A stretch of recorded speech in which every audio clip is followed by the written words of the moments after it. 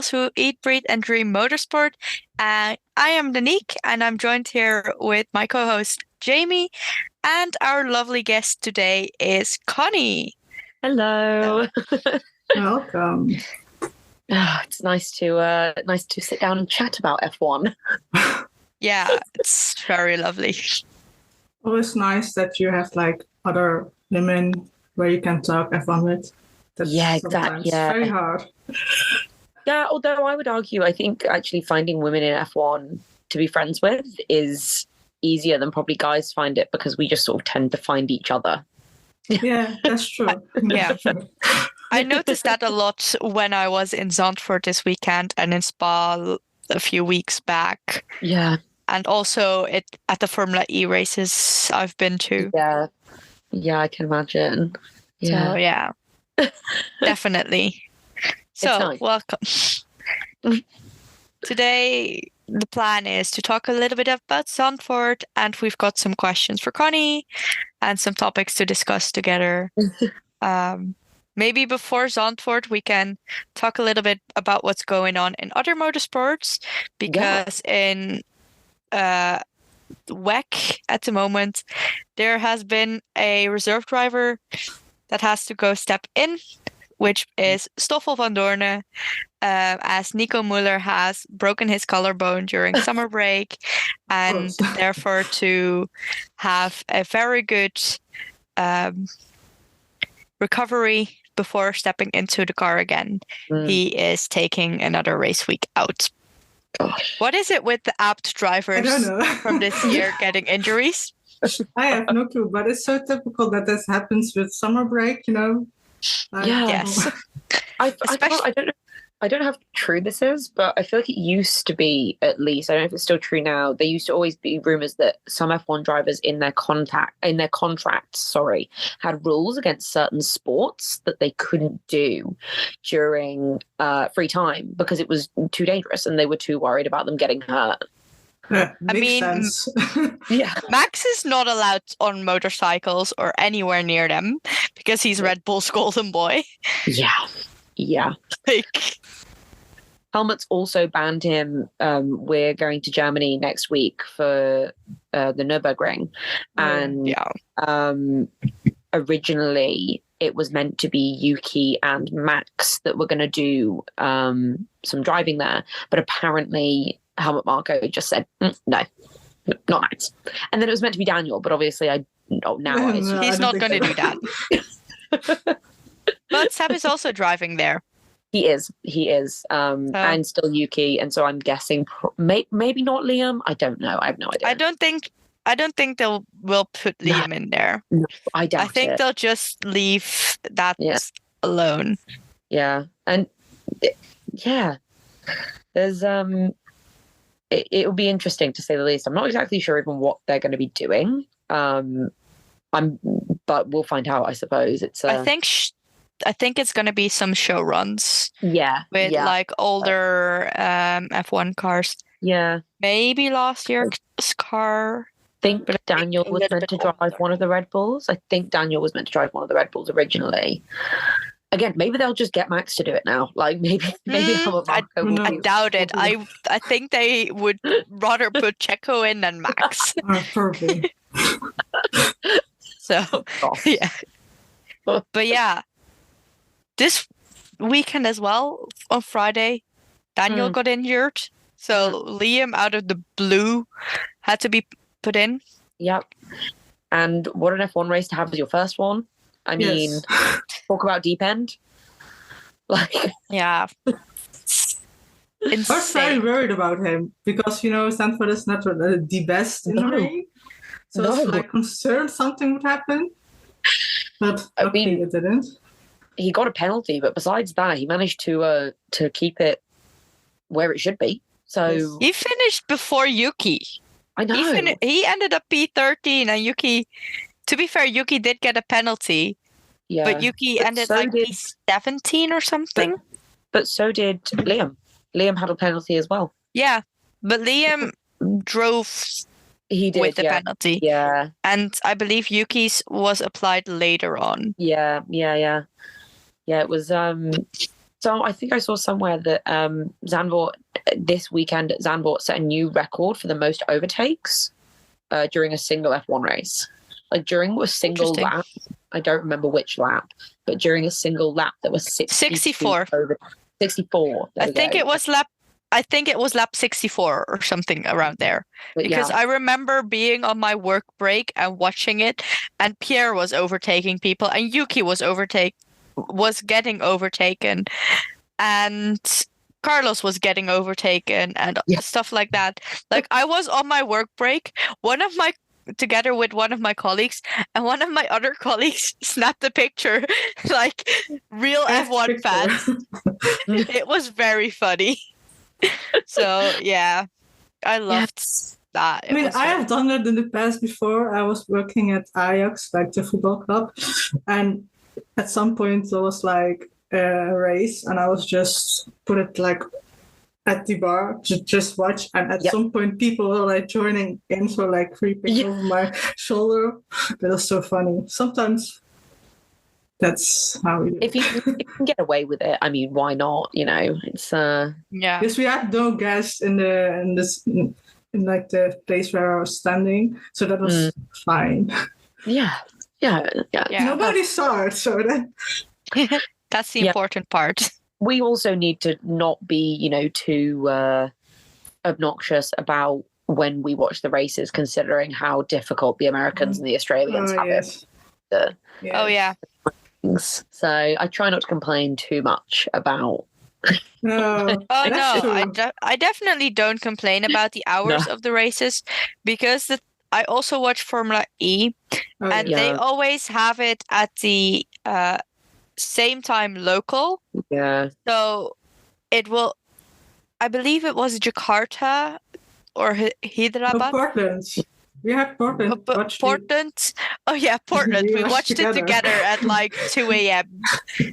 Yeah, because I watch IndyCar as well, and that can vary. Like on a weekend, like yesterday, it was fine because today was a bank holiday in the UK, so I didn't matter if I was up late. But normally it's like 11 p.m. before the IndyCar race is finished, and I'm so tired. But I would never complain. The only one that I ever make a bit of a fuss about is Japan, because it's at like 6 a.m.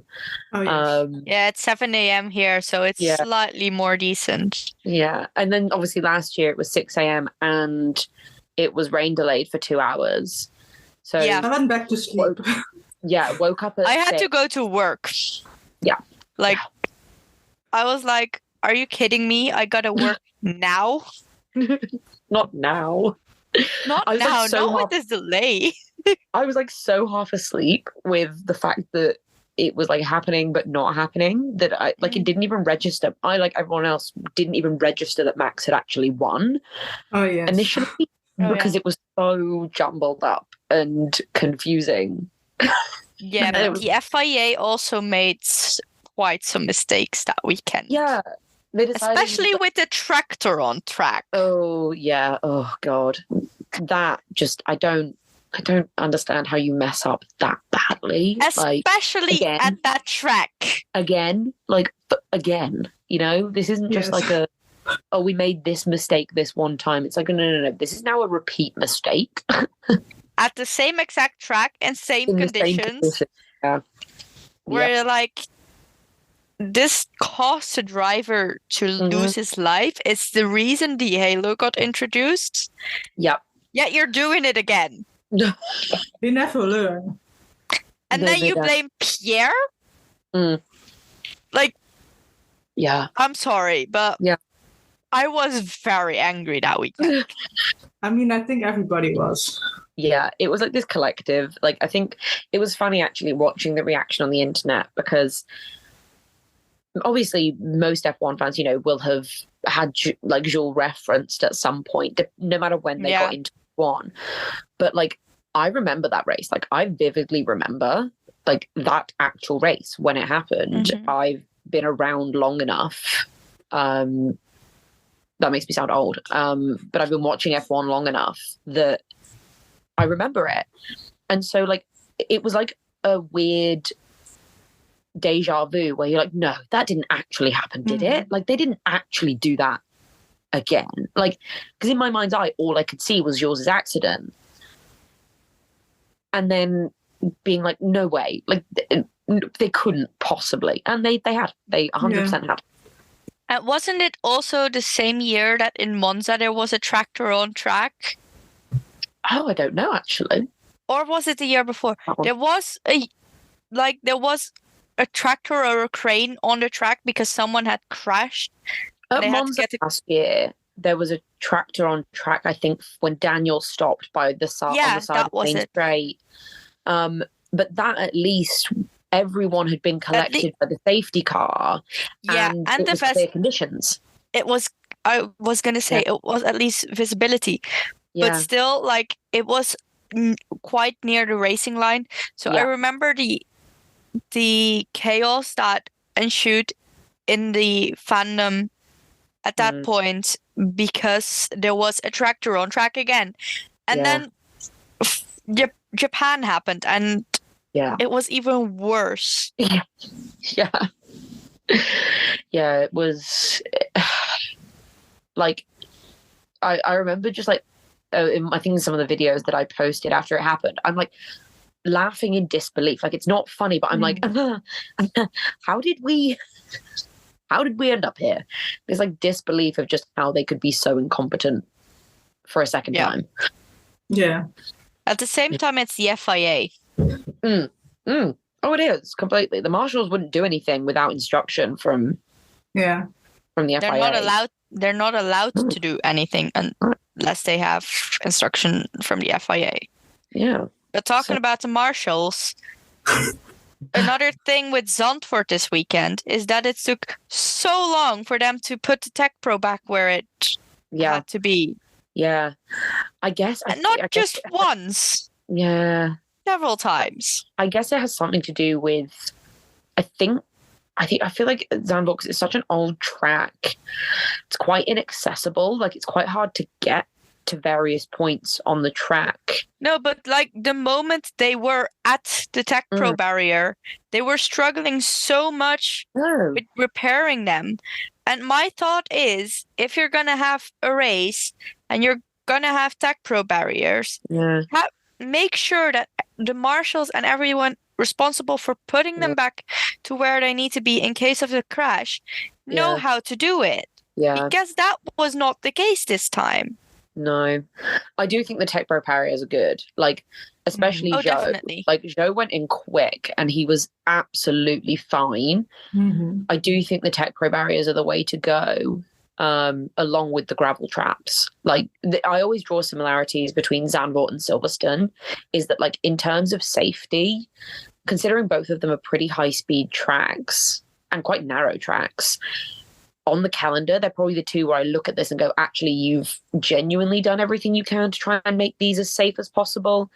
Although maybe my standards are just low because I look at, like, Miami and basically any of the really new tracks, and I'm like, these are newer, and yet somehow they feel so much more unsafe. Like, yeah, but the thing is, like, most of the already existing tracks don't just race F1, they also race DTM, GTE World Challenge, FRECA often, F4, stuff like that. So, like, they often are used so much in a year that they know how to do it in a safe manner. Yeah, that's very true.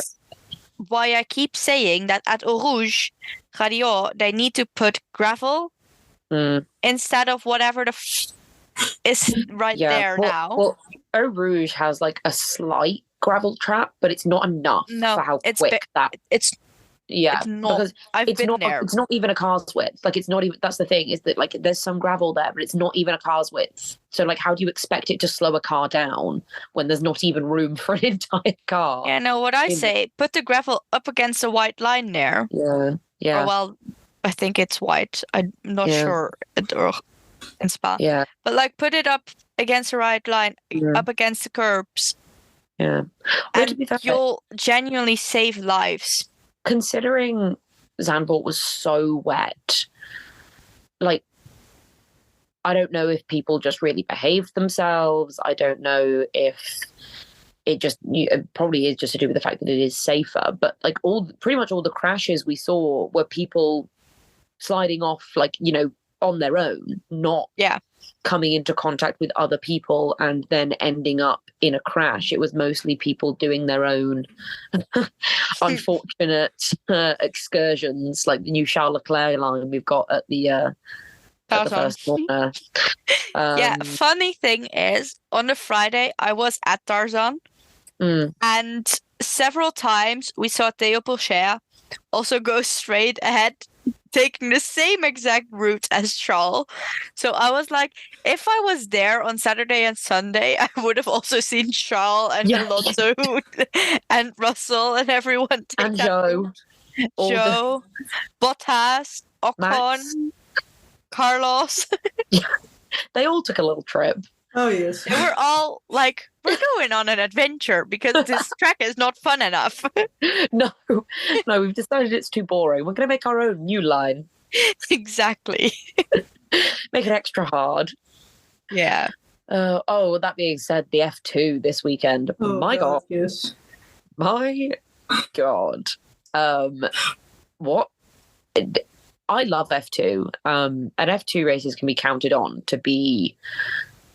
Like, I don't think I've ever seen an F2 race without at least 2 penalties, like on a given... Oh, definitely. At a given race.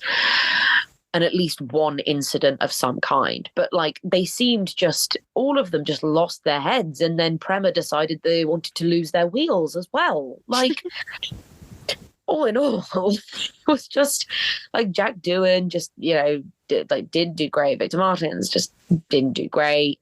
Ollie Behrman, it wasn't really his fault, I don't think. So he can't really be blamed for what happened to him. And I was just like, this is madness. But obviously, I remember because I'm not a morning person. I tend to watch the F2 after the F1. And so after quali on Saturday, I was like, oh, now I'll go and click in and watch the sprint. And it wasn't. It didn't. There was no. No. It didn't sprint. It didn't sprint. No. 3 rounds, and that was it. Like, there wasn't even something. No point. The thing I was very confused is that they send them on track again. Yeah. Because it was raining again, and then it was like, oh no, it's still too wet, so let's just not race. Like, that's a safety car do that, and not with all those cars behind it. Yeah, what was it? Why was it necessary for them to also send the drivers out instead of just burnt Mindlander? I don't know. It was very weird. Because yesterday they did that, like checking if it was okay to race. But they didn't the sprint. I was like, why would you send them all out and then decide? I feel like they almost went, oh no, it's okay, and then partway through one of those laps just went, maybe actually not. Like, I think probably. I think at some parts of the track it was pretty decent, but in some parts the spray was just too extreme that the visibility just was none. We noticed that even in the F1, even when it had stopped raining, and there were like the last third was sort of the middle section of the track seemed actually kind of fine, but coming down the pit straight and going into that first turn, it was so wet still. Like, it just hadn't dried up in the same way. And so that was probably they were probably looking at parts of the track and being like, is this okay? And then as soon as they went out, it was like, oh, no, nope, absolutely not. Yeah, so from my experience at the track, I was, of course, along the pit straight at the Tarzan Inn. And the thing is, there is barely any wind that gets to the track at that point because of the way the grandstands are made and placed. However, at the other parts of the track, the wind could come more over the dunes and onto the track. So that will help dry and blow the spray the other ways than just on the racing lines. Yeah. Other motorsport, IndyCar as well. We've got 2 more races for IndyCar before the end of the year, and Scott Dixon just decided to embarrass basically everyone else by driving absolutely flawlessly and doing one less pit stop than literally everyone else thought would be necessary, just for fun, just because he's just like that. It was a bit sad though, because O'Ward would have had his first win if after Joseph Newgarden crashed. It would have been O'Ward's first win if Scott Dixon hadn't been so Scott Dixon about the whole thing. But good for him. Good for him. Keeps him in the championship contention as well. I think he's now the only one that can beat Palou if it comes down to it, which is impressive. So I must say I haven't really followed this season of IndyCar. Last season, I followed it a bit more because VK was doing so well. Yeah. I enjoy IndyCar. I don't. IndyCar's like it is very American. Like the way they talk, like not to. I don't mean that in a negative way. It's just very American. You have like in the way that we have obviously ad breaks, like between different parts of. The F1 pre-show and stuff like that. Like the IndyCar has literal ad breaks, like while the cars are driving, like while you're watching the cars go round, there will just be a random enthusiastic American man that comes over and is talking about some, I don't know, promotion of something, which is quite jarring to experience. It's also very repetitive, the IndyCar commentary, I found. Maybe I'm just used to repetitiveness of like the European single-seater racing, but especially when it comes down to like the last parts of the race, especially if it's close, like you will hear them repeat like the same statistics over and over and over again, which like it's not annoying, it's just really odd, like because we don't really do that. Like you don't get the enthusiasm until it's like the last couple of moments, whereas they seem to love to tell you about. I think they changed their mind on who was going to win the race about 4 times. Well, they were like, well, if this strategy and this strategy, and then they changed their mind. It's like, actually, we think this strategy. It's just a bit odd sometimes listening to the IndyCar commentary, but it's good fun. It's good fun. And again, there's a lot more drama generally than you get in like F1 in the sense that the cars aren't quite as delicate. So they push and shove each other a bit more. It's a bit more like Formula. That's why I love Formula E so much. Yeah. Because what I always say, it's basically glorified bumper cars. Yeah, it is. Because both are driven on electricity, usually. They bump each other a lot. And no pit stops. No pit stops. No, which I always find quite funny with the Formula E, because my brain is so geared towards the strategy of like, well, when are they going to pit and having to register? It's like, no, they don't do that here. No, here they do attack mode. Yeah. Oh yes. What? It's basically like Mario Kart Booster. Every time I hear it, I'm like, I get what it is. I understand like how it works. I understand the functionality of it and why it's there. Yet every time I hear it, I just cringe. I'm like, this is cringe. Like, please, I'm embarrassed for you. Don't call it this. Please call it something else. I don't like it.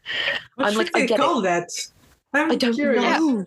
But whenever I hear attack mode, I'm like, is this a video game? Like, what is happening? It probably is. Yeah. It basically is. Yeah. And I wouldn't be surprised if the drivers treat it like a video game. But and then you have to realize most drivers are around their 30s. Yeah, that's true. The overall age in FE is much older than... Yeah. And then you have Sasha Fenestra, who's there at 23. Yeah. But then you've got bloody Stoffel Van Dorn, who's like in his 40s. He's not. He's 30. He's 30. Oh my God. In my head, I feel like Stoffel Van Dorn. But as someone I think you're confused with Andre Lotterer. Yes. No, because I know that he's older, but I feel like in my head, Stoffel Van Dorn has just been here for so long. Like, he's just always like, Stoffel is as essential to like my racing in my head as like people like Alonso and 27. Like, he's just always been here. So I'm like, what do you mean he's not in his 40s? Like, I'm like he's Kimmy's age, and he's just not. No, he's 31. Like, that throws me completely. I guess they all retire so young as well from F1 that I'm like, oh, they're old. They've left F1. And it's like, no, they're a completely normal age. Just Fernando Alonso's a weirdo. Yeah, he is. Compared to everyone else in F1, he is. But the man exists on spite. So I'm like, he's not like normal people. Oh, no. He's not. He's far from normal. He's not a regular person. The way he makes TikToks as well is not normal. He continues. He's such an enigma. He's truly one of those people where I'm like, I don't get you, but like, I almost don't want to. Yeah, I get what you mean. I don't know if I'd like what I found. You know what I mean? Like, he scares me a little bit. Yeah, there's just something about him, you know. Oh yes. That you're An just aura. like. But you also don't want to get in his mind and we're like, nah, I don't want to know. No, thanks. Some people, like Max, I'm always wondering what goes on in their mind. Max, Charles, Pierre, Lando. See, But then there's some people where I'm like, yeah, no thanks. See, I'm convinced that Charles's head is just like, during race weekends, it's just like screaming. And then during the rest of the week, it's just like elevator music. Like, I feel like there's no in between for Charles. He's either all thoughts or no thoughts. Like, and then there's him just admiring anything that Max is doing. I know. He's just like. But then this is the thing. I also think Max is much more uncomplicated than people want. People want to think of Max as this like calculated, he's super, not. like he's just not. He's just like, I just want to drive. I don't care about anything else. I wish I didn't have to do media. I just want to drive. Like, Max is literally the same age as me. Like, all he wants to do is like hang out with Martin Garrix and drive cars. Yeah. That's it. He's not some mastermind who's out like scheming to ruin everyone's lives. Oh, no. He's definitely not. He's just there to drive. Yeah, and if he wasn't talented in the way that he is, he would just be the most normal, regular dude ever. Definitely. Ever. Like, someone like Charles would never be. Like, they could never just be a normal person. Whereas Max would just be a regular dude. To be fair, like, the Max attitude is very much from around this region. Yeah. Oh, yes. Yeah. Like, it is from where he is from. Like, it's Completely. that attitude hangs in the air a lot Max here. is very Dutch. Like, he's just... Oh, yes. Oh, definitely. Just very Dutch. Not just very Dutch, but very Limburgs. Like, right. the province that he's from, it's very much from around here because we're like, we'll do whatever we want to do, but we do not care about anyone else. Like, I've got a bunch of my... Unless they're annoying Dutch people. My family is Dutch. And so I know exactly how people conduct themselves. And whenever I see Max interact with people, especially when he's interacting like seriously with people, it's not rudeness. He's just bored and doesn't care. Like, he's not being rude. He just like would rather be somewhere else. And then with people he wants to speak to, he's like such a dream because that's what is important to him, is like, him with his video camera this weekend. I couldn't get over it. He was so happy. The fact Charles thought it was a phone. Has that man never actually seen a phone?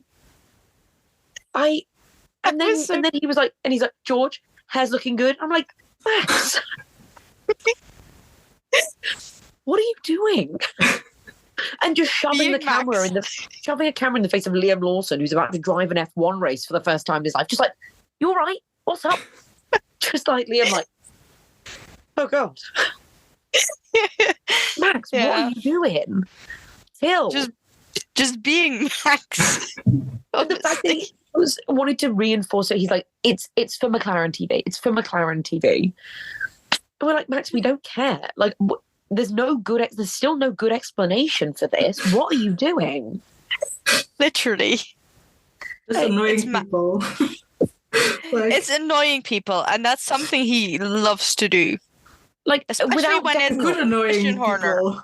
Yeah, but also, like, without Daniel, the single brain cell has been set free, and he was there just to simply cause problems. Yes. Like, normally Daniel is there for him to project that chaos onto, and they're just like a little self-fulfilling tornado of nonsense. Oh, yes. Yes. But without Daniel there. And then there's also Jack and Olaf being there this weekend. Oh, yes. Yeah. I forgot about that. That also did not help. Like, without Daniel, he was just free to, like, there was no one to absorb his behavior. No. And so he had to inflict it. On everyone. Even Like, if they didn't want to. No. Like, and him, like, talking to Alex, being like, oh, yeah, we'll see how I feel on Sunday after the race. And Max just being, like, the most chill dad in the world. Just being like, is anything going to happen? It's all right. Yeah, Max is honestly such a wholesome person, especially at his home races. Like, He kills me. He absolutely kills me. Like, and him in the press conference afterwards, he's like, this is the best thing that happened to me all weekend, and holds up a bag of sweets. And I was just like, honestly, same. Oh, yes. Typical. Like, I would be happy with candy as well, but dude, Yeah, you I mean, just won we have Zandvoort seen- again? We have seen the way Formula E drivers react to Oh, yes. food. yeah. Oh, We yes. have given Robin Freins and Stoffel van Doorne stroopwafels. Mm. And Sasha. Sasha did not want to share the candy, even though we told him, like, it's for the entire team. Mm. Stoffel didn't react very much because the person who gave it to him wasn't very enthusiastic in giving No, it. I was there. And she was like, yes, stroopwafels. And I was like, girl, you have all the time of the world. You can be a Energy. bit more... And then there was me giving snacks to Robin. First in Monaco, I was like, I got you some stroopwafels. And he did not want to share with Nico. No. He was like, no, He didn't these want to are share with mine. us, but just not with Nico. And he kept eating them while signing stuff. Yes, and So he that said, was very this, funny. This is my breakfast. I was like, breakfast? You just were in that car. How You just do you drove mean free breakfast? classes. Yeah. The Formula E drivers are a funny group because I'm a big fan of Antonio Felix da Costa. Yes. Because I have so many Turkey. Portuguese friends that I was, like, basically bullied into it. And I've been a Pascal Wehrlein fan for many, many, many years. So I love the pair of them. Like, they kill me. And someone was I didn't get to go to the London E-Prix, but someone on Twitter was like, oh, I got to meet these guys. They're also lovely. I was like, please tell me that Antonio Felix da Costa was as lovely in person as he seems. Like, He is. and apparently they were like, he was literally so nice, like literally one of the nicest people, just so sweet. And I was like, that makes me, I'm so relieved. He is such a sweetheart, honestly. Oh. One of my friends has been a Formula E superfan on several occasions. And Da Costa got mad at him for not wearing Porsche merch. And then the day after, we went back, and then he was wearing a Porsche cap, and Antonio was very happy. And Sam Bird got mad as well that he wasn't wearing Jaguar merch, so Sam gave him his own cap. Oh, I love just their, like, pettiness amongst each other. Yeah, like, they're funny. Like, they're so funny. In Jimmy's, remember, Danik? It was Yes. so funny to see. They were like together, and we were like, okay. All of them were, like, in a corner together. Cassidy was just chilling because, like, of course, he had just won the race. Yeah. Oliver Askew was just wandering around as if he didn't know what he wanted to do. That was so funny. Vernon Kay started chatting to us while we were waiting on our gin tonics. What else was it? Oh yeah, Andre and James Rossiter with their blouses open till like Like- halfway their Like, belly. yeah. Sasha and Norman just standing together and Yes, but also doing the twinning. exact same Yeah. moves. Like they were dancing and they were doing the exact same thing as if they agreed on doing that or Well, something. Yes. there's been some sort of prior rehearsal to. Probably. But they also are wearing the same thing. They're all wearing like a black t-shirt and like dark pants. I was like, Mm, you talked about this. Yeah, Don't tell me it wasn't planned. that's funny. Andre leaving with 3 girls in his car. Stoffel leaving with 2 girls. That does not surprise me in the slightest. Oh no. So yeah, it was chaotic, and that's why we say like if we go again to Monaco next year, we gotta go to Jimmy's again. We may pay 25 euros for a gin tonic, but it was the best I've ever had. It was really good. I love it was that. worth it. I'm still pissed that that we only had 1 porn star martini. I know. They ran out. They Oh. completely ran out of ingredients. Oh my So- god. Yeah. Yeah, it's always interesting seeing them like in the wild. Like, Yes. yeah. Very interesting indeed. It's also nice to just watch them like normal, like Yeah. seeing them in their normal behavior on the like Yeah. on track and like That's they true, actually. didn't care at all. I love That was that. funny to see. Yeah. Oh, that's Yeah, hilarious. it's just that's the one thing I always say. If anyone wants to go to a race and wants to see drivers in their natural habitat, I would say go to Formula E, Yeah. and then preferably Monaco, and then also go out to Jimmy's afterwards. Mm, But don't go and annoy and harass the drivers. Oh, God, no. Like I still find this funny. So we started out on the dance floor, Yes, and we did. were there before any drivers arrived because we're like we want to go out at least one night that we're here.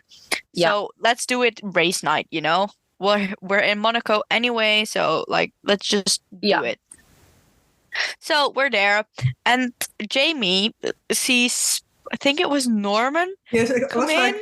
I was like to my left. I was like, oh my god, this is Norman.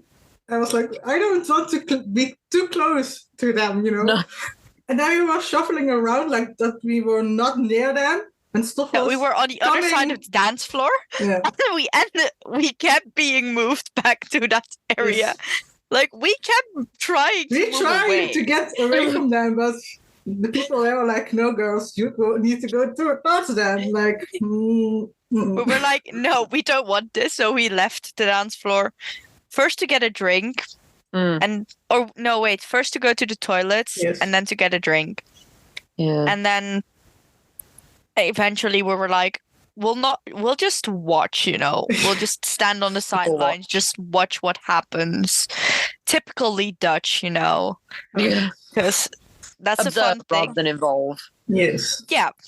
Yeah. The thing is as well, like if you go to the Netherlands and you look at the way a terrace is placed, it is always placed in such a way Yeah. that you can people watch. No, that's one of the things that I love most about being in the Netherlands is that like no matter where I was at, whether I was at a bar, whether I was at a cafe, is that like not only was it always really good for people watching, but no matter where I was in the country, but also like no one thought you were weird for just like sitting there on your own, people watching. Like nobody thought that was strange. No, like, in because London, people would if you were sat on your own, especially at like a bar, not especially a cafe, but especially at like a bar, you might get a few weird looks. Whereas in the Netherlands, like that just never happened. Like no one cared. No one cares about anything. Just do your thing and Yeah. they'll pretty much leave you alone. Yeah. As long as Yeah. you don't annoy other people, they won't And this is the look thing, weirdly at you. is that like I feel like with Dutch people is that like as long as you're not doing something really obnoxious, they're kind of hard to annoy. Like oh yeah. if you're just being normal, like if you're just being a regular, nice, polite person, like you'll be fine. Yeah, definitely. It's not like in France where they're going to be mad at you for mad at you for existing. Like, Mhm. yeah. So Yeah, pretty much. The Netherlands were just like, do whatever you want, yeah, just don't annoy other people with doing Yeah. it, and you'll be fine. yeah, exactly. Talking about like the Netherlands, of course, Mm. let's circle back to Zandvoort Yeah, a little bit because we got very off topic. very off track. Hope you guys are good at editing. Oh yes, but it's fine. You know, there's like a woman's mind. Yeah, Yeah. It's really, it's- Also, probably ADHD. yeah. I wouldn't be I've had, surprised. 3 different conversations minimum. Yeah. Yeah, Always texting everyone on Yeah. different apps, oh yes, different Yeah. we conversations. asking each other like on like 3 or 4 different Yep. apps. I'm like, oh, that's so Always. funny because it's always something different. It's not even the same yeah. conversation. Depending on the app, decides Yes. what type of conversation it is. Yes. Yes. But no, that's not fun. Like, I think that this has been the best race so far this year. And like, Yeah. At this point, my opinion has to be unbiased because Max has won literally all of them. Like, prior to this, people were like, oh no, you enjoyed it because Max won. I'm like, well, that's just like an inevitability now. Oh yes. That's the So- way people say that I enjoyed it because Pierre got a podium. He did the same in Spa in the sprint race, yet that wasn't as exciting as this weekend, you know? Like this weekend, the rain made it interesting. The difference, I just love the track as well. Like I said this with CJ when we went live after quali, and I was like, Zandvoort is always a banger. Like the Zandvoort race is always good. Like I don't know what to tell you, it just always is. And I was proved right because it was a lot of fun. Like it was fun. I maintain that I don't like the countback rule for the red flag. Oh yes. Like Mm-hmm. Pierre Yes. should have been, obviously he ended up ahead of him because of the penalty anyway, but Perez should not have been starting third. Like that, I really No. should not have been No. starting third. Like I believe it, Perez especially, chose to go in the pits the Yeah. moment he did. yeah, like at another race where, you know, for whatever reason it's been red flagged and like the race is carried on fairly normally up until that point, Mm. or like the order changes because of the incident, then I understand doing the countback because that was a thing that was unrelated to racing, unrelated to strategy, Mm-hmm. you know, whatever. But for this, Perez had made a specific strategy decision in terms of his tires that should have affected him. Like it wasn't like the red flag was thrown as he was going into the pits. No, So he was there was- coming out of the pits. He was coming out, like he was going towards the end of the pit lane when that red flag was thrown. And I think that decision should have stuck, like, and where it would have brought him out. Yeah. There is a time and a place for the countback rule. Like I said, if, you know, things get jumbled up because of avoiding an incident or whatever else, then yes, because that is not the fault of the other drivers. Mm. Whereas in this case, Perez had only himself to blame for what would have Yeah. been the consequences Yeah. of those actions. Yeah. And literally in any other case where this would happen, Yeah. they would not get their place back. No. Yet this weekend they decided, oh yeah, Paris pitted, but he will get that place back No, from no, before. no. So that's it. What it actually is, it's the red flag countback rule. It's but not new this weekend. No, but It's- like on other occasions, Mm. if they had the red flag countback rule and someone had pitted right as it happened. I mean, maybe I feel like this is the first time I've seen it like this specifically. Yeah, but usually they came out just before the red Yeah. flag was But I thrown, have- and yeah, then they that's the thing. would. Yeah, I've seen plenty of times where people have literally pitted a lap before a red flag goes and they're screwed. Like, so I understand what you mean with that. Like I said, I don't like the rule in this situation. I think it's misapplied in this situation, Mm. but it's a Definitely. standing rule that they use. Yeah, it was just good. Like, I wasn't expecting Pierre to end up on the podium. That's for sure. I don't think anyone was. I cried. You need to do a shoey. Remember, Danny? I do, but I'm not doing it No. on the No, you don't have podcast to. because I'm literally sitting on my bed. I'm not doing a shoey while No. sitting on my bed. But And I you still need to get a do drink it. for that. Yeah, I know I mean, need to do it. It's But I will be doing that in my garden, you know? I really Yes. wanted it. I obviously really wanted it to be Alex, because I think he earned Understandably. it. He earned it this weekend. That's Yes, for sure. Logan has earned. The two of them earned very different things this weekend. Logan has earned that he should be fired, and Yes. Alex earned that he should have gotten a podium. I'm Like- happy with Pierre getting the podium, but I can also see that other drivers also Yeah. deserve to get a podium Yeah, this weekend. like the thing is that yes, and I would have loved it to have been Alex, but the fact of the matter is their strategy did not go well. Like, it was what it was, and he did very well, all things considered. Mhm. Obviously, like, my question would have always been, like, where would Daniel have been if he'd been in the car? Because I think he could have done. I think he also could have done better than Yuki, and better than Liam. So I'm like, damn, I wish we could have found that out. But it's going to be a good few weeks before. I think Christian Horner said they're like aiming for Singapore. Yes. Yeah. If they're lucky, Singapore. But like, if they're unlucky, they're probably gonna wait. I think they might wait still till after Japan if yeah, they're maybe. unlucky with Singapore. But that being said, Lance Stroll was back in the car after 2 weeks. So Yeah, but Lance who Stroll knows? also then complained that it was not a smart decision to do so. No, this is true. But Daniel's not a smart man. So Yeah. True, but he's still friends with Scotty, who's married to Chloe, who's the Yeah. sister of Lance. So he God, might learn. the overlap there always really throws me. I'm like, Yeah. Yes. how do the two of you exist in the The same fact- bubble? The fact that Lance said, "Oh yeah, I'll text it to Scotty," like they are in a group chat together because they have the drivers group chat. Yeah. Yet you're gonna text it to Scotty and not You could directly. just text him. Like, maybe Daniel's That- very, very picky about his number. I don't know. Like, Yeah, who's but just, or maybe Lance is. But they are. It's been said on several occasions that there is literally a group chat with all of the drivers in it.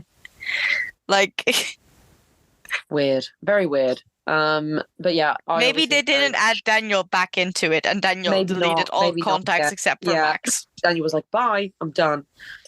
Just keeping Max yeah, because Max probably with a little bloody like And car or maybe something Lando. that is lame. Maybe Lando, yeah, maybe Lando Mhm. too. But yeah, so it sucked for that reason. Like, I think Liam did great on his debut. All things considered, and he held his head really well. Like, he didn't get flustered by how chaotic it was, which I think is genuinely really impressive. Mm. But Liam has dealt with stressful stuff in DTM in a way that I don't think it is stressful in like F2. So maybe he, has benefited from that. But And I did Super Formula. Daniel and Super Formula, yeah. But he's not been at Super Formula that long. No, but the fact is, like, it's been his first year at Super Formula, and he's like B2 or something in the Yeah. championship, Yeah, and he can exactly. still win the championship. Yeah. But yeah, so I miss Daniel. But all in all, it was just a great race. Like, it was a bit chaotic at times. You couldn't really figure out where everyone was. Mm. But Hmm. it was fun. Like, it was fun. Everyone was safe, but it was interesting conditions.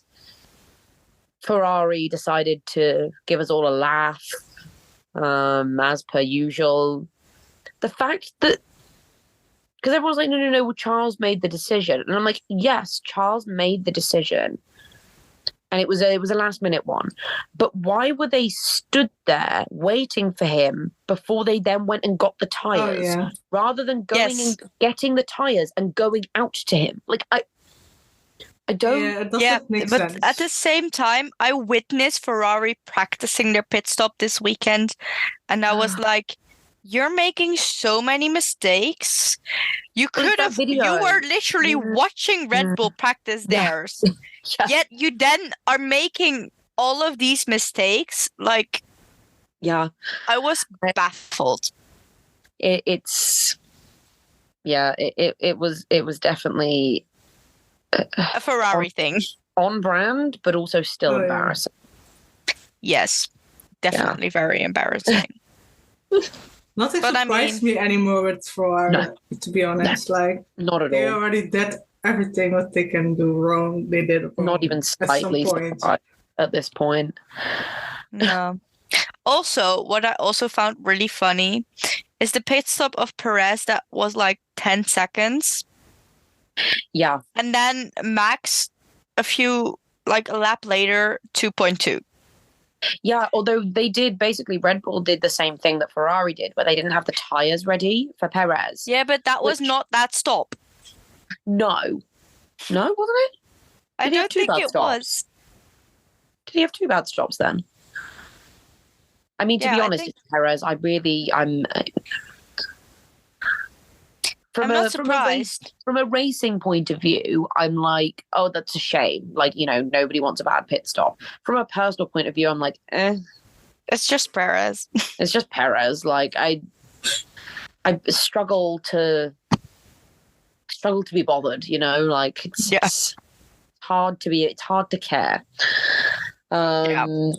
So but then still with Charles, I'm like, are you poor sweet boy? Oh, Your life is Yeah. hard. But at least he finally showed his balls, A little complaining bit. to the bit. team. I mean, But- for him, like, For him, it was a big step. Yeah. But then again, he's still like, Ferrari is my place. Ferrari is where I'm just like, kid, please. Yeah.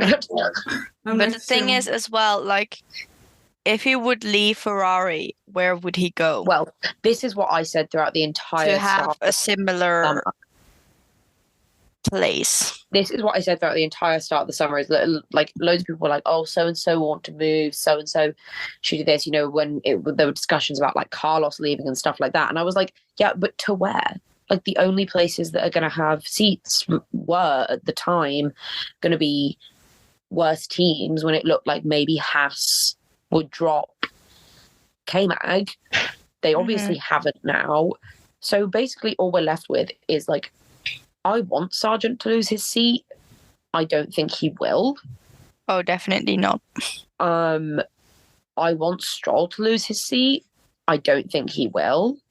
I mean, I know I still find the Stroll to tennis rumors very funny. is hilarious. And I liked them, and I knew they were nonsense rumors. I was speaking to Tony about it. And she was like, yeah, like, and we were discussing just sort of how these things spiral. And I was like, it's really fascinating that not only do things spiral, you then get additional rumors that come off the back of whatever rumor has gotten out of control. Yeah. And I was like, this is one that I actually cared about, because it was like rumored that Alex Palou would go to Aston. Mm. So I was like, I'm sold. Send Lance to tennis. I'm sold. Send him. Bring Alex Palou in, please. But yeah, like, Lance isn't going anywhere unless Carlos were to leave. Ferrari's not changing. I want them to get rid of Perez. I don't think they will. No, because Helmut says he wants Perez out. And Horner is not agreeing with him. Yeah. Helmut was the one that put Nick into the seat at AlphaTauri. Yeah. Horner was not agreeing with him on that. And so I think Horner is now going to be like, yeah, you were wrong with Nick, so I'm making my own decisions now, Decision here, yeah. Although I'm slightly still concerned, pissed. like, with Daniel out, like, obviously I'm pleased for Liam achieving, but with Daniel out, what I'm worried is that, like, looking towards next year, that they would choose Liam for that seat over Daniel, because of the performance that Liam shows while he's in the car, which, like, is selfish of me, I know, but nonetheless, I'm a Daniel Ricciardo diehard, and I want him in the seat. So that will be interesting, I think, come the winter break, like when a decision is made regarding next seat at AlphaTauri next year. It will be.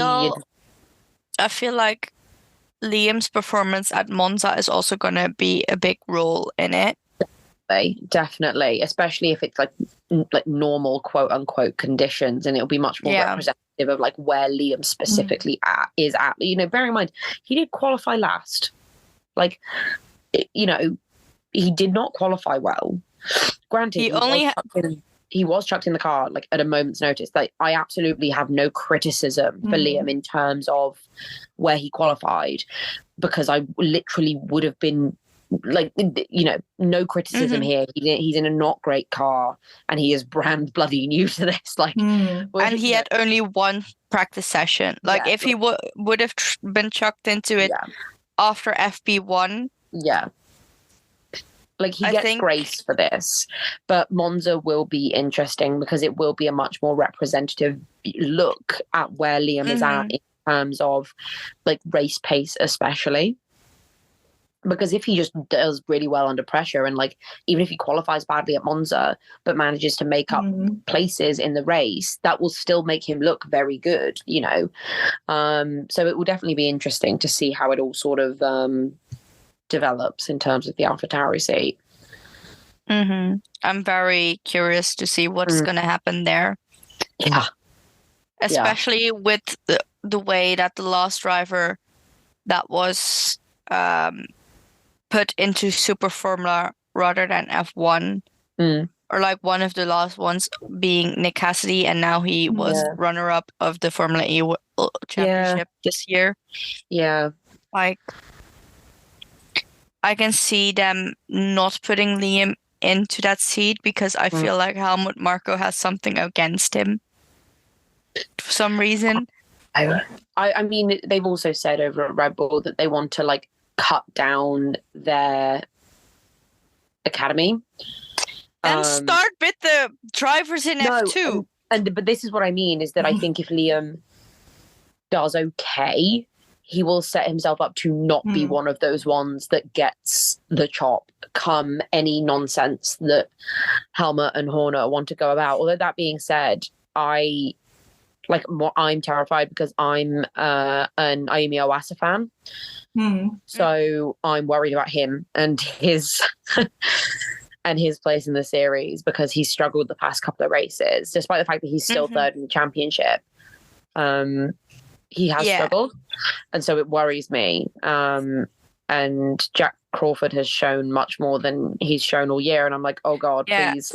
I'm just scared for what's going to happen with Dennis Hauger. Yeah, because he has not been performing the past year. He hasn't. I'm not gonna lie. He never stood out to me. Obviously, F3 champion. But kind of after that, like, he really has blended in with the crowd in Formula 2.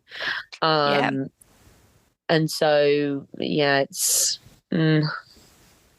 exactly, like, that's the thing. Like, he was great in Formula 3, but not so much in Formula 2. And we've seen several times that certain drivers do well in Formula 3 that don't necessarily do well in Formula 2, or vice versa. So I'm very interesting to see like how it's going to end up with him and the academy. In F3, they, of course, I think only have one academy driver. Yeah, and I cannot remember Sebastian Montoya. Oh. Son or grandson of Juan Pablo Montoya. Oh, fascinating. Fascinating. Yeah, but he's quite okay. Right. I think in terms of driver academies at the moment, Alpine is doing a slightly better job. Yeah, Jack Doohan is really strong for a start. Victor Martins. Bit of an attitude, but very strong. Gabriele Mini. Yeah. Unfortunately, Sophia Flörsch, but I'm not going to say. I don't like her. I don't like her either. But she's still part of the Alpine Academy. Abby Pulling is doing Abby amazing. Pulling, Part and of the Alpine she's Academy. also a sweetheart. She's so lovely. Yeah, I really hope for good things for her because she's doing well and she's literally just so nice. And I mean, like we currently have 2 drivers in F1 who were part of the Alpine Academy. Yeah. At least from the top of my head, there's possibly more that were like when it was Renault or something. Yeah. Not as far as I'm aware. Oscar, obviously. And Joe. No, Ocon was Mercedes. Mm-hmm. There's a lot of Red Bull Juniors. There's a lot of Red Bull Juniors. I mean, Alex, Carlos, Pierre, Carlos, Max, Yuki, Daniel, Liam/Daniel. Yeah. Yeah, I'm trying to think of the others. Obviously, the academies didn't exist when, like, Lewis and Alonso and so on were. No, Nick used to be McLaren Academy. Nick, yeah. When it still existed. Yeah.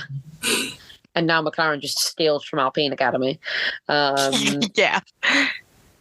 Or from IndyCar. George was obviously Mercedes. Yeah, Ocon. Logan. That's one story that people don't talk about enough. That Ocon nearly got a Mercedes drive for a while. Yeah. People don't talk about that enough. I forget it, and then I remember randomly, and I'm like, oh my god, I need to talk about this more because this is so wild. Like, he and I mean, they're still friends apparently, but like Toto Wolff and Ocon were like this. Like, he was above George. He was above George for a while. Like, his decision to go to Renault like basically killed any career that he might have had at Mercedes. Yep. Like, it killed Daniel's career too. So hey. Didn't kill Carlos.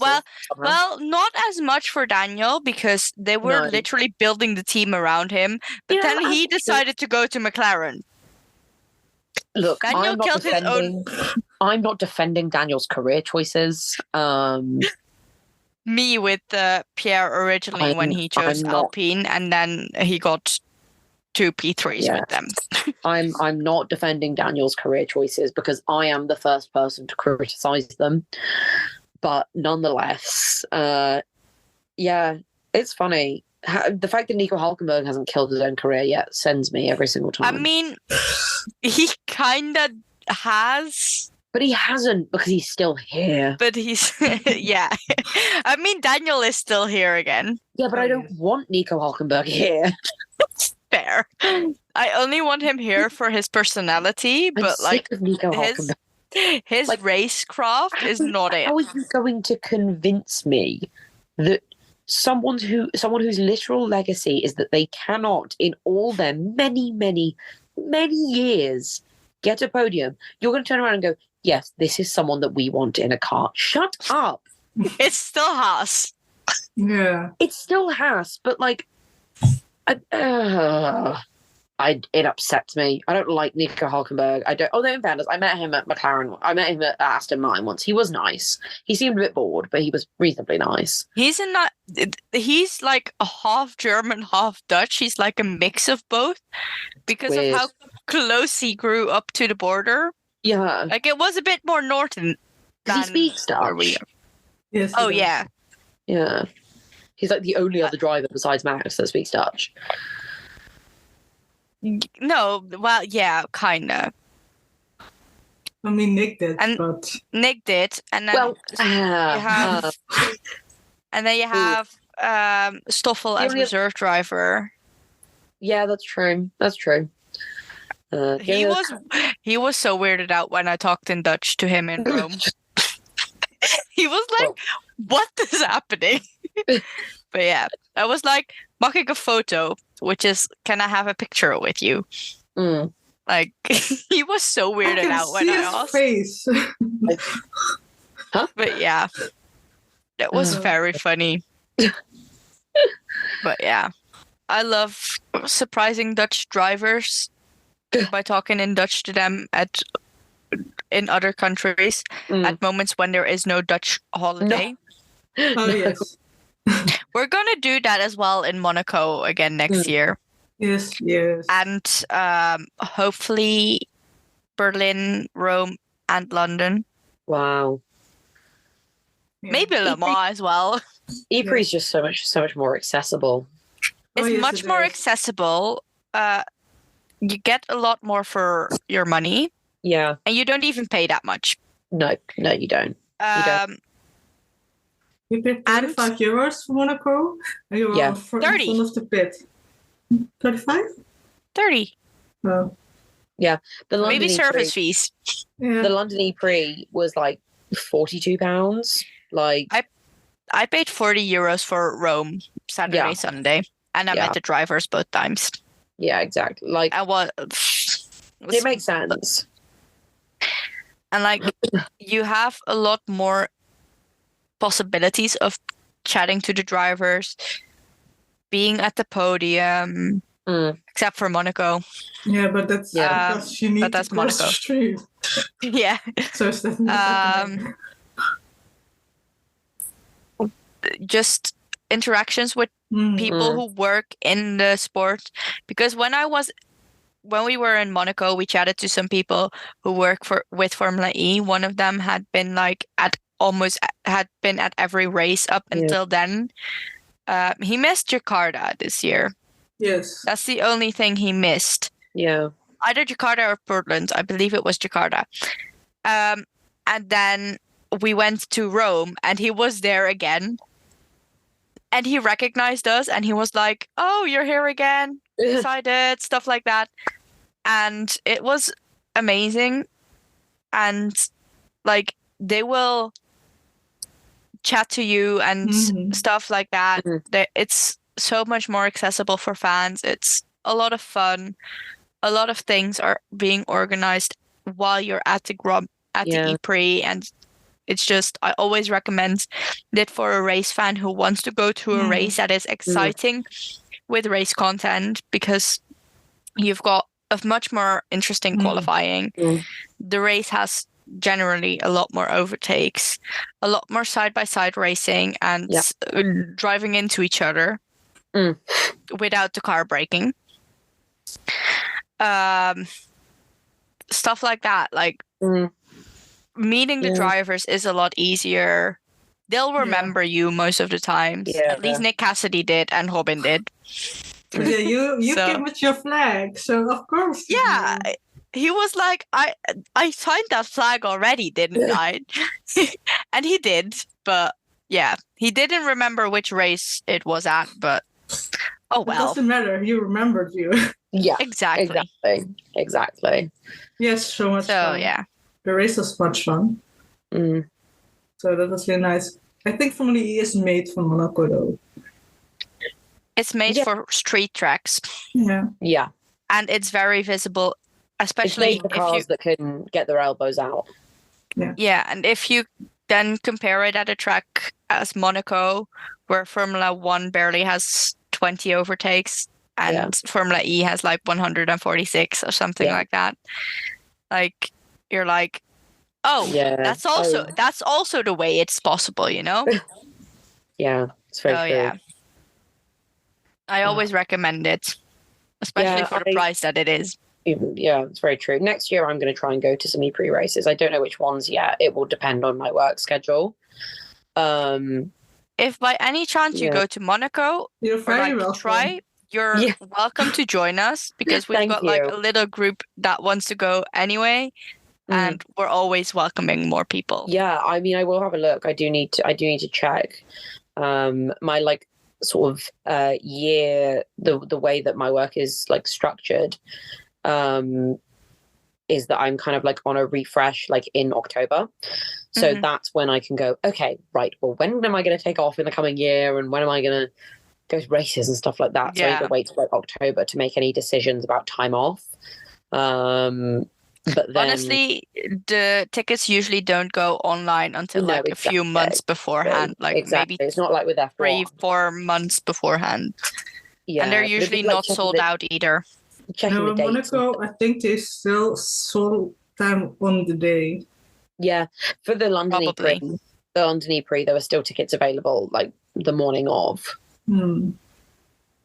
Yeah, I wanted to go to London, but I was in Spa that weekend. Yeah. Yeah. I had to make choices. But yeah. Let's talk about fan behavior Oh, on yeah. the internet. Yeah.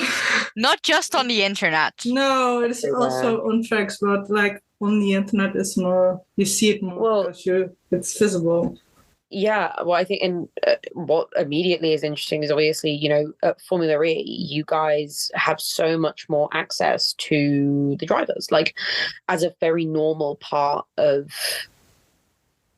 the kind of race weekend. Like you guys didn't do anything super special to end up kind of, you know, interacting with them in any way. But it's much more normal, you know, from a safety point of view, I guess, because, you know, at the F1, the volume of people is just so extreme. Yeah. But you know, like the fact of the matter is, and you know, I don't know if you guys saw Zandvoort this weekend, there was a girl who got her foot run over by Carlos Sainz's car when he was on his way into the track, and she was like, no fault of his, you know, but basically it seems like what happened is that loads of people crowded around his car as it came in, and she, you know, obviously, you know, you do have to be aware of your surroundings, but by the sounds of it, she was literally like crushed so close to like the car and being on the road that before she had time to even register where her foot was, like, you know, but it had been run over. And okay, so talking about the pushing and everything in Zandvoort, I was there on the Thursday and the Friday. One of my friends was in a wheelchair, so we were trying to make a path free to get the wheelchair through without hitting any ankles. Yeah, we kept yelling, "Watch out, wheelchair coming. Don't cross right in front of it. Please wait and cross behind us." Yeah. And yet, no matter what, people still kept running in front of the wheelchair and then getting angry at us. At some point, someone got angry at us for being with the wheelchair. And like, because we accidentally hit their ankles. And we said, like, they were like, be more careful with that thing. And we were like, just watch out where you're going, you know? Yeah. And we got a lot of very disgusting stares as well from accidentally hitting people with ankles. And then like when I was at Silverstone last year, this year we like, because we had grandstand tickets, like we didn't end up being like alongside the road, but last year we were alongside the main road into the track when all the drivers were coming in, not at the entrance but like further up, because it was just where we managed to find a spot. And up there we were fine. Like we saw Yuki drive past, we saw George drive past, we saw Seb and Valtteri go past, like from like our spot. But as we'd been coming up, the crowds that were at the gate where the cars were coming in were just insane. Like we found it hard to get further into the track because there were such massive crowds. They were blocking all of the paths. And then, you know, I always get so nervous. Like whenever I see videos of people at the windows of the drivers' cars, I always get so nervous. A, for the safety of the people that close to the car, and B, for the safety, like there are a bunch of people reaching their hands in, and the security that exists around these drivers normally is so insane that it always really blows my mind when I see their cars being so swarmed, and I'm like, how was there not a more secure way to do this?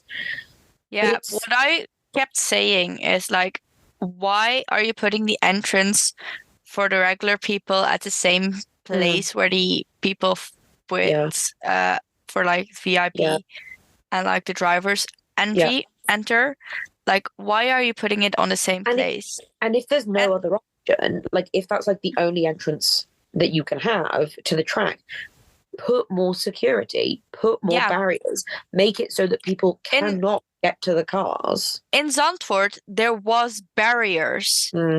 Like, there were like these barriers that you usually use also at like festivals and everything, like to guide people to where they can and cannot go. However, sometimes that's just not enough, because they will just lean against the barriers and push the barriers forward and everything. And it's just insane, like how some people do it. I saw on the Friday we were walking out of the track, and Jonathan Wheatley had just walked out when we were also walking out of the track, and he was getting swarmed to take pictures. Brad, the physio of Max, Brad, he was entering the track at the same time as we were, and like we were almost like to where we wanted to cross the road to get into the grandstand area. But like he was getting stopped, and he was getting stopped right in front of us where we were with our wheelchair. We literally yelled at Brad, like, "What? Why are you stopping in the middle of the road?" But he was getting stopped to take pictures with him. The thing is what's wild to me is I don't think I could even recognize most of these people if I saw them in person. Like, I first walked past Bradley Skane, and I was like, "Is that like?" There are very few people from any of the garages or from like any of the governing bodies that I would recognize, like outside, like maybe Hannah Schmidt and that Red Bull engineer whose name I've now forgotten. Callum? You mean the mechanic? Yes, Callum? mechanic. Yeah, those are maybe the. Oh, sorry, my phone battery. Those are maybe the only two people where if I physically saw them, and like Michael Italiano, they are maybe the only three like non-racing people that if I saw them outside, I would recognize them. None of the others, not a chance. I wouldn't recognize Jonathan Wheatley. I simply wouldn't. Yeah, the thing is, I recognize Jonathan Wheatley because of how white his hair is. Yeah, fair point. Yeah. But like I find that so crazy. And, you know, obviously, like you guys said, I talk a lot about this stuff. And it really is. And there's like a whole long form video that I've got planned talking. I don't know if you guys are on Book Talk, but the drama that went down with a hockey player. Oh, yeah. Yeah. And I've got like a whole like piece of long form content planned, basically being like, we are headed towards this exact same thing. Like we are headed towards an incident just like this, that not only damages the overall relationship with fans, but that also really damages creators' relationship to the sport. People who are being entirely professional, and who actually really care about these people and about their content and about what they're doing. It's going to damage those relationships. And that's one thing that like really stands out to me is that, and this is not everyone, and it is not niche to a specific group, because I think middle-aged men are some of the worst for it in how they almost do the opposite in the way that they distance themselves from drivers as real people, just in a very different way to maybe what they assume young women are doing. But it is this utter disconnect from the fact that these people are people with real opinions and real feelings and real, like, you know, people always like, oh, well, they're billionaires, like they're fine. And I'm like, they are, you're right, but they are still people with feelings. Yes. They are still people who are allowed to want boundaries and to want privacy and to want to have things that are just for them.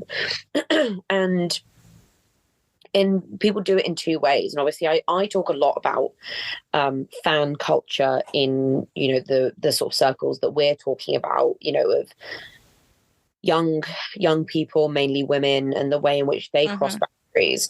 And that is a very specific type of disconnect from their humanity, in that they can become and have and will, I'm sure, continue to be too invasive and personalize their interactions with people, and unfortunately, and I don't use this word lightly, and I don't mean it as an insult, but quite delusionally connect their own Yes. life to the lives of these men, when the reality is they are absolutely nobody. Like, you know, and like, Yeah. so am I. And I don't say that as like a you're a nobody. I say it because I am also a nobody. Like, I will never impact these people's lives. And like, don't get me wrong, there are creators that have ended up working directly with people. But the fact of the matter is, even in the grand scheme of things, those people have their own jobs that they are doing. They are not in the drivers' lives. Talking about that, like, of course, I was on at the pit lane walk on Thursday. Yeah. At some point, I ended up in front of the Alpine garage because I'm a huge Gasly fan. Yeah. If it was not noticeable already. But like, I was standing there just waiting, and like the Alpine guy made a picture of me and some of the others that were standing next to me. Like, and the girl that was standing directly next to me, she kept yelling at the point that Pierre was out in the garage doing his stuff, just doing his work, you know, getting in the car, making sure that like pedals and everything was right. And the girl next to me, she kept yelling at him like, I have the drawings for you, can you come pick them up and stuff. And I was like, girl, he's doing his job. Just let him be. And like, I understand, you know, I understand wanting to do that. And I do think it's so lovely that people, you know, like you guys taking like Stroopwafels to the Formula E guys. But the fact of the matter is, it won't always work out like that, especially not F1 space. If I were to do it for F1, I would rather give it to a team member and ask them to give it to the driver than bother the driver while he is just trying to do his job. Yeah. Like, but it's the treatment of, because of the way in which we consume F1, and this is, and you know, I think people get confused on my opinion of Drive to Survive, because I am both someone who adores Drive to Survive for what it has brought in terms of bringing people into this sport in a really safe and non-gatekeepy way. Like, it opened a door for a lot of people to become involved in a sport that they may never have even at all connected to if they hadn't had that opportunity. And that, I think, is incredible and fantastic. However, Drive to Survive not the fans, have contributed to the way in which drivers specifically are viewed. Yeah, definitely. Very specifically, the commodification of these people's personalities as like a product in and of itself. They are viewed in effect as fictional characters. You know, I've been on the reason I talk so much about the things that I do is because I've been on the internet for a very, very long time. I have been on fandom spaces on the internet for literally half my life. Like, I've been doing this a really long time, and I've seen this behavior get out of hand with actual fictional people, where people, you know, invent whole worlds that unfortunately they end up too obsessed with. But at least in that situation, they're not harming anybody. No one is getting hurt when you are inventing, you know, this fictional character's story and how it relates to you. You are hurting absolutely no one, you know. But the problem is, I see people talking about these drivers, talking about Charles, talking about Carlos, talking about George, talking about Lewis, the way I saw them talking about Steve Rogers and Dean Winchester and the Doctor and Sherlock. And like, that scares me sometimes, because not only is it not harmless in the way that was, because it does bleed into the real world, but it also, the other reason it's so dangerous is because the internet is not as disconnected from the real world as it was when I was experiencing that in entirely fictional fandoms.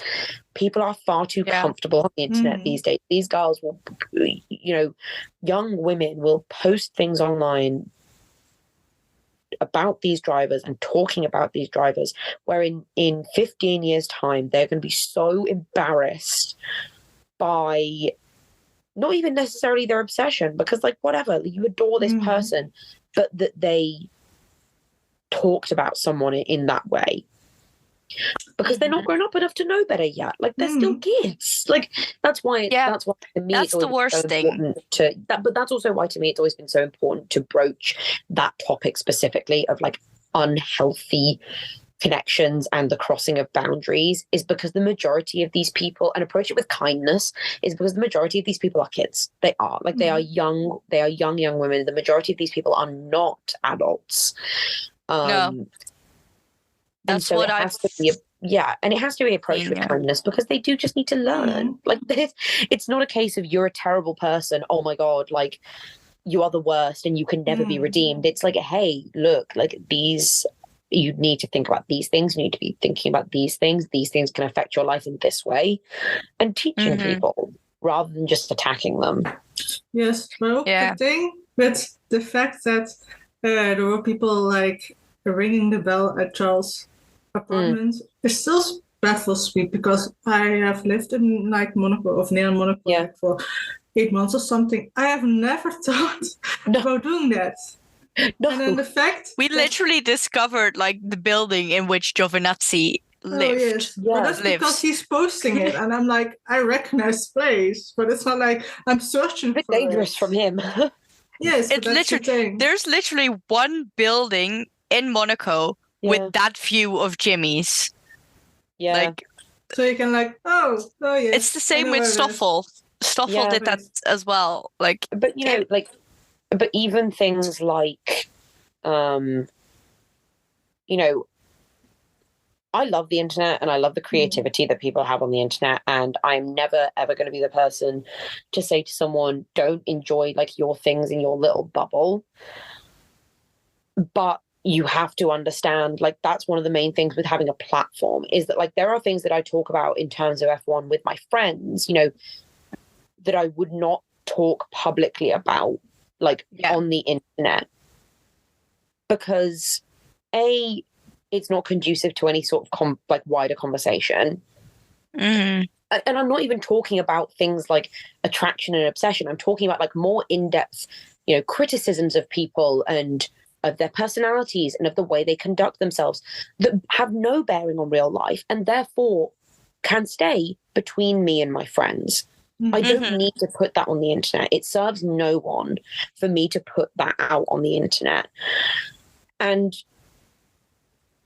so if you want to do things in your little bubble, like, I think Tumblr is hell, but it's also a great place for this because it's entirely anonymous.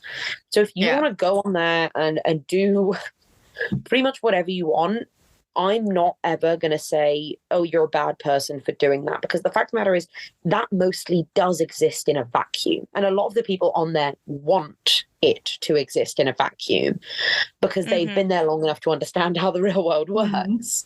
But unfortunately, with TikTok and it being so even Twitter for the longest time was and is still to an extent fairly anonymous.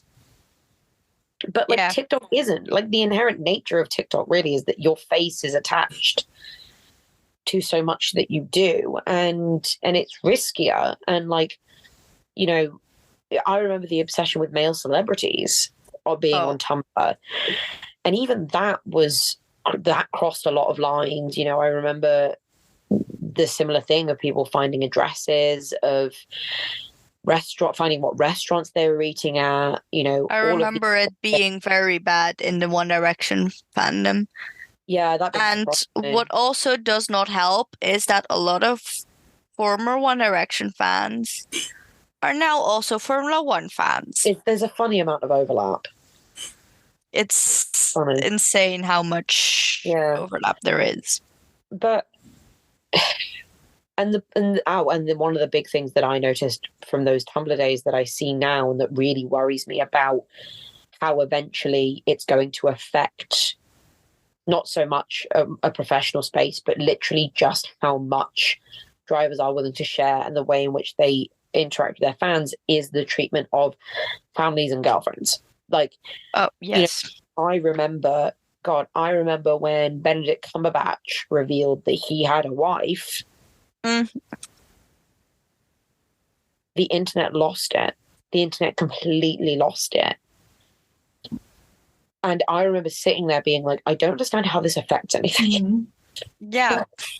But people had that level of obsession because that happens. And it would be a hell of a lot longer discussion when it comes to why young women develop these types of parasocial relationships with people. That's a much longer, much more complicated and much sadder discussion. We can do that in another time. Yes, exactly. But it is if you want to return. But it is the case that it happens. And then I see how people reacted to Issa and Charlotte. Heidi seems to have escaped a lot of it because I think Daniel's fans on the whole are a bit more laid back. I also think Daniel's fans are a bit older. Yeah. So with the Daniel fans, I feel like they don't care as much about what he's doing in his private life. Yeah. But whenever it comes to him and his racing career, madness. You have two points of views. You have the ones that criticize anything and everything. Yeah. And you have the ones that just love him. Yeah. And you hear either sides whenever anything happens. Yeah. You do not hear just both sides at the same time, that you have like a middle road. No, there's either a lot of hate or a lot of love. And like obviously to an extent, some of these women are celebrities in and of themselves. But then like Latifi's girlfriend, she was just a lawyer. She's just out there being a lawyer, doing her own thing. And people were obsessed. Kelly, again, is an entirely different discussion and a much, again, darker discussion. And the criticisms of Kelly are completely valid, but the obsession with her as Max's girlfriend is weird. Yes, it is. But then what gets me, and that's bad, and I remember when I first saw it and I was just like, oh my God, like there's so many lines being crossed here. But then when I realized, obviously it is, that the same thing is happening to the guys in the junior series. And some of these girls are like 15 years old. Some of these girls are literally 15 years old or younger. And there are Instagram pages about them. And I'm just... But I mean, the part of that is how I know that a lot of these women are young, or a lot of these people creating these pages are young, is because they see these women as peers. They don't see them as children. They see them as peers. Yeah. And that scares me, because a lot of these young girls, there will be a defining incident of some kind. I've seen it happen with basically every other fandom ever. Genuinely, I can pinpoint most of them for most fandoms, like what the inciting incident was, where the fandom as a whole, or at least the content creation internet version of the fandom, starts to break down. And that incident is coming. Like, that inciting incident is coming. It sounds so pessimistic and dark, but like there will be something that dramatically changes how interactions happen, like because no one will stop until it's gone too far. No, and that's why that's also a reason why I love the Formula E fandom a lot more, because they're like, oh yeah, they have a wife or a girlfriend or children. They'll leave them behind for a race weekend, but then like they will still like keep it all private, and the fans accept that it's being kept private. But the problem is, and I think that's excellent. But the thing is that as Formula E gets bigger, that will change. Yeah, I know, and that's why I'm so happy that I am currently in the fandom. That I can at least experience the way it is now, because I know there is a chance for Pierre to come back to Formula E. Because not everyone knows it, but Pierre has driven in Formula E before. And I can see if he no longer gets his contract extended in Formula One. Yeah. Formula E is one of the first options I see him go to. Yeah, I mean, maybe. It's funny how you see things differently, because people are like, oh, if Daniel doesn't come back, like, he definitely look at IndyCar. If Max, for whatever, God knows, it's possible to imagine Max losing. I mean, Max has said that he will leave. He will just leave. Like, F1. And the thing is, people always put F1 on a pedestal when it's not even close to being the most exciting motorsport there is. But it's considered the top step. It's considered that ultimate. Yeah. Yeah. And that's just because of rich men in the past. It is, and it's so odd because, going back to IndyCar a little bit, Scott Dixon has been in IndyCar for, I think, like over 20 years. He's been an IndyCar driver for literally 20 years.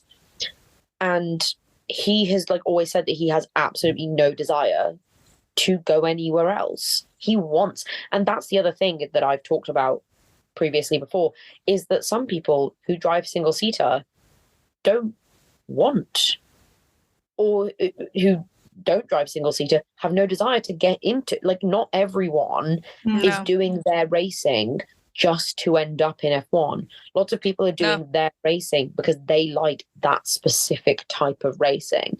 It's really skewed, and I think people also deeply underestimate just how many different series there are, different versions of different things that there are out there.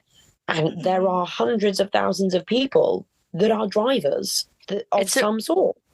It's a reason why I always say, if you want to explore more for more racing series within the FIA, within the FIA governed bodies, go watch the FIA gala in December.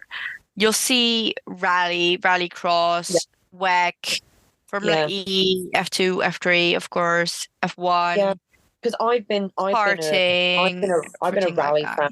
I've been a rally fan for a very long time. I've got a friend who's he does a couple of different series. But I met him when he was doing C4 racing, Citroen C4 racing, which is a small series that we have over here. I could drive in that. Yeah. My car is a C4. Well, that's the thing. It's considered an amazing one for people that just want to get in a car and drive it. And he's so he doesn't drive single seater, or rarely does. But he doesn't like F1. He has no interest. He has no interest in watching or being part of F1 ever. And people find that impossible to fathom. They find it impossible to fathom that someone could be a racer or enjoy racing and they don't like F1. That's insane to them. There is so much more and so much better motorsport than just F1. Yeah. And it's also a reason why I always say, watch a Race of Champions. It's fucking exciting. Yeah. Someone will win the race while his car is literally on fire, while trying to douse the fire. Was the end of our podcast for today. Please give us a follow on our socials, like TikTok and Instagram. We are planning to upload a podcast every Wednesday, just keep an eye on that. And until next week,